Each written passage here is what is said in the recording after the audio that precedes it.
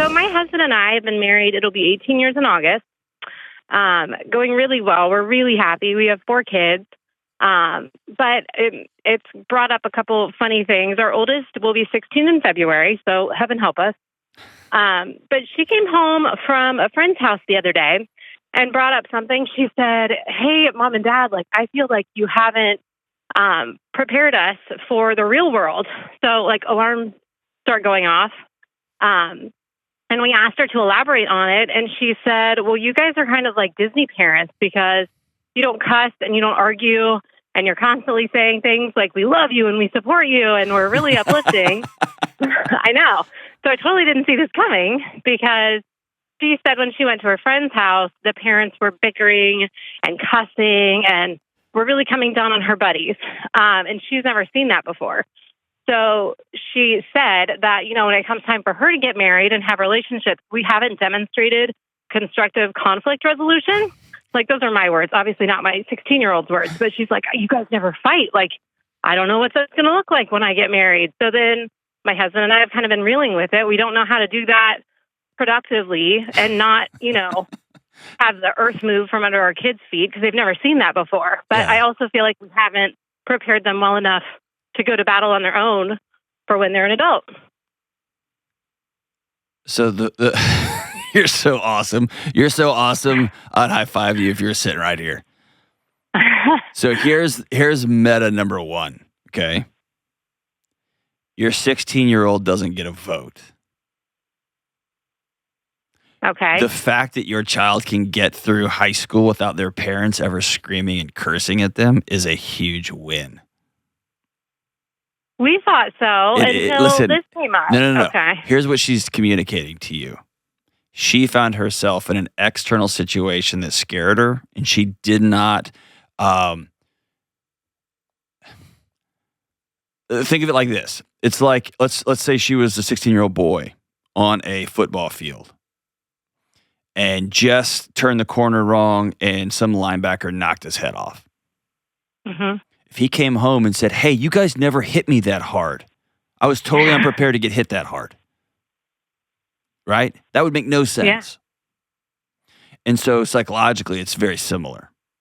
What you've given your kids is when the world hits them in the mouth, which it will, they have 2 things that very few of their peers will have.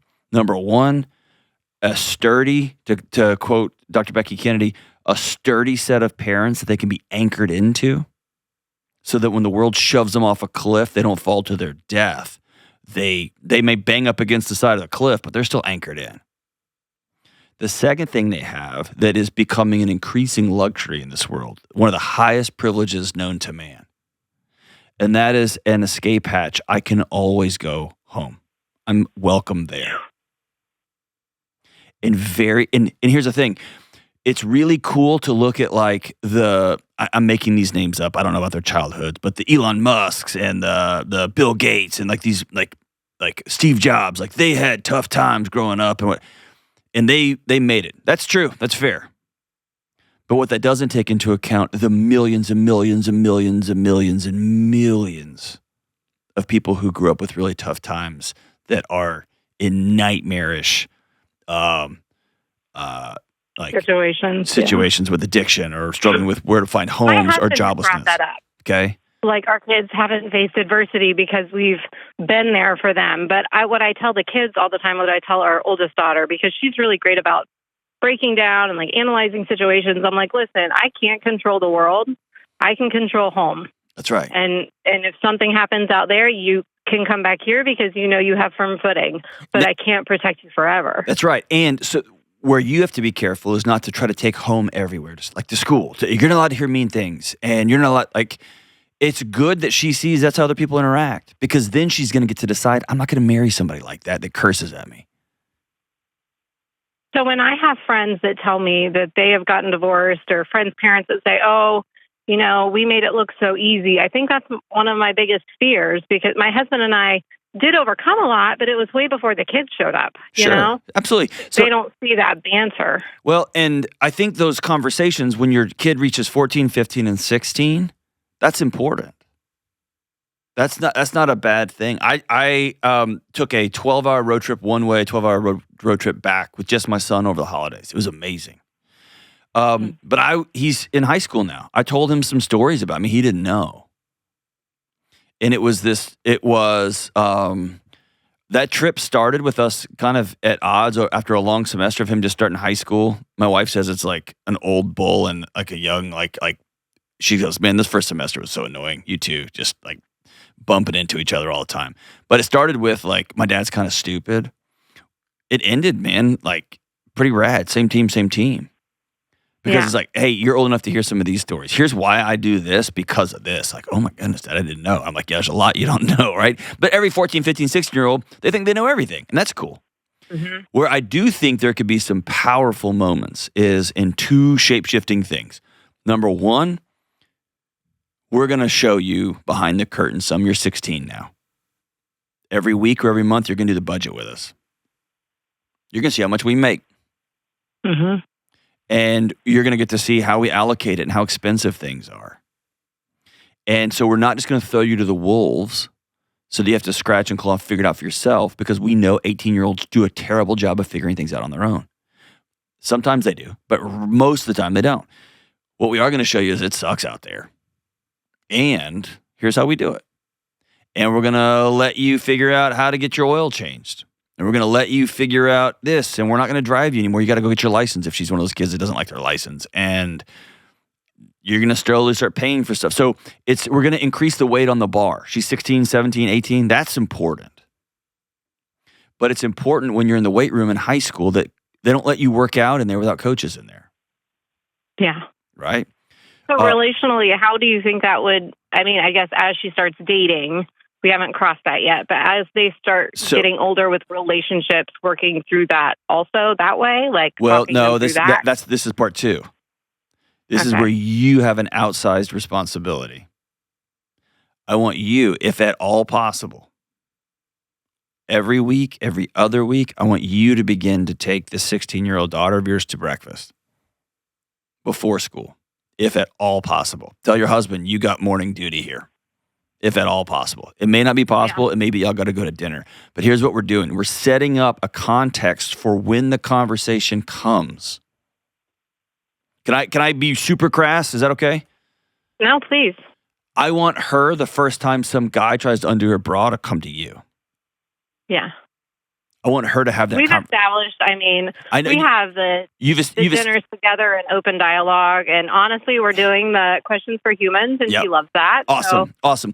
But I don't want her with your husband. I want her with you. Yeah. Because there's going to come a moment when you can say, hey, this happened to me that one time. Yep. And her eyes will get real big and go, what? Or me and your dad struggled like this. What? Yes. And if you wait for a big announcement, a big moment, a big thing, then it becomes a spectacle that kids can distance themselves from. If it comes from every Tuesday we go to breakfast, every Tuesday we go to breakfast, Mom, every Tuesday we go to breakfast. Hey, Mom, this boy tried to kiss me yesterday, and I didn't like it. Now you've built this relational equity that these little questions sneak out. And they test you, and they test you. And they're not doing it intentionally, but they're like, is she safe? Is she safe? Is she safe? I know we're safe at the dinner table. I know we're safe with Dad. But there's other layers to this. Is this okay? And then you can say, no. One time in high school, a guy tried to do this, and here's what happened. Or one time in college, this happened. Right. And it's just giving them the tools to be safe and productive humans. But they're not tools. They're relational connectivity. And I think that's where parents struggle. Kids, they need information and they need models and they need systems, but they need relationships way, way more. So I can tell my son, hey, don't do X, don't do Y. It is infinitely more powerful when I say, hey, dude, at one time I did this and here's what happened. And it cost me 10 years of my life. Don't do this. Or when I say, no, here's why. Or here's my rules and expectations, and you're going to break my rules and expectations, and you can always come home. But I think most parents wait until something bad has happened, or to some value is challenged, or until a kid leaves the house, or they wait until there's some big grand like announcement. And one of my things I teach parents is as often as possible, take all the steam out of those things. That was the question for human things. Make conversations and interactions and connection a part of your life. So yeah. And that sounds so basic, but it makes so much sense. We've over-sophisticated ourselves. I think we got a bunch of academics, myself included, in a room, and we came up with all these theories and models, but the 16-year-old's life just keeps going. Their life just keeps going and keeps going and keeps going, and we'll come up with a teaching strategy and a plan. They don't want to know that. They want their eyes to get huge and be like, some guy tried to kiss you, Mom, and you didn't like that? Like, yeah, it was a bad deal. Here's what happened. Or even age appropriate. Yeah, some really scary things happened to me when I was in college, and I'll tell you more about it when you're older, but I need you to trust me on this one. You're not going to go out with that boy again. Or, I know that boy looks funny. Like it shocks my daughter that her mom dated a guy and married a guy that had 5 earrings and real long hair, except for the seasons when I shaved my head and she was like, what? My mom? Right? And so it's good for her to know those things. And it's good for her to know that I was not a great human being at one time. And like it's good for them to see how we work things out. But man, this idea that you have to hit your kids to toughen them up because the world's going to hit them, that just causes CTE. That's dumb. That's terrible. Yeah, it doesn't make sense. And my husband and I are joking. I'm like, you don't want to throw a fake argument. You know what I mean? Right. Like, we don't want to do that in front of we don't do that naturally. So that it sounds so strange. Like, would we show, what you do is you show, because what is an argument? An argument is, it's any number of things. It can be old emotional things, but basically it's a strategy to solve a problem. And that problem might be I want to be heard. The problem might be I'm mad. I just want you to be mad too. That problem might be I don't want to eat here. I want to eat here. Who knows what the argument's about? Sure. But it's a strategy to solve a problem. And in your house, y'all solve problems every week by doing a budget together. In y'all's house, you put sex on the calendar. 16 may be too young, but maybe not, to be like, see that asterisk on the calendar? That's for us. And she'll go, oh my gosh, right? Yeah. But that's not a bad thing. And it might be, it wasn't always like that. Or this is date night, and this is when things get grody-commody, so y'all going to want to go to bed. Oh, Mom. And she'll go to bed, and she will be, and also her soul will be at peace. Yeah. Right? And so it's bringing them behind the curtain to see the planning of those things, because that's how that's how we are modeling how we solve problems. You don't have to go to war every time. Right. It doesn't look like war. It just looks like family dynamics, but she's learning what healthy looks like. That's right. That's right. Every day. And so I think here's what I would love you to do. Take your daughter out for breakfast and be like, hey, tell me about what scared you in that house. Like, what scared you?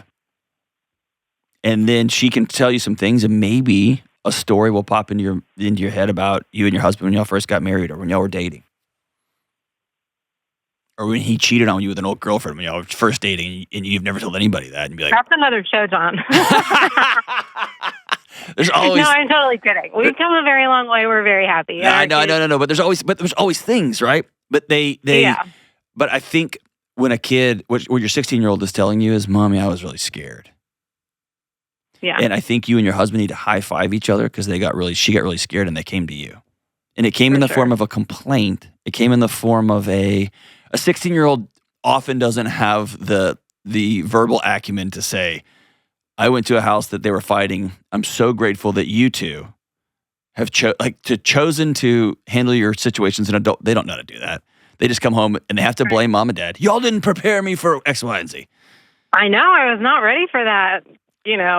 But look at it as what it was. It was a 16-year-old saying, I was scared, and they came to you. Y'all should high five each other. Woohoo. That's a win. Yes. What you don't want is your kid to go to another house, and they find peace there, and they don't want to come home. Because that friend of hers that she went to visit, she's going to come to y'all's house.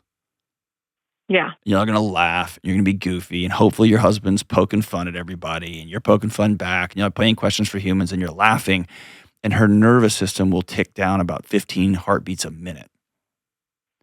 And she's going to want to be at your house more than her house. And she won't even know why.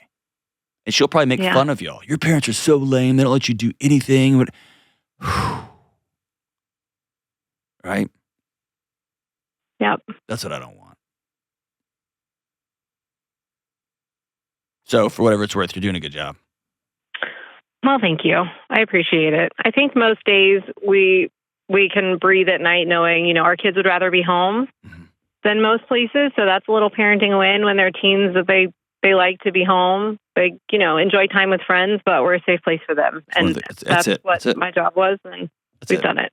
The world will give them plenty of concussions. They don't need them from you.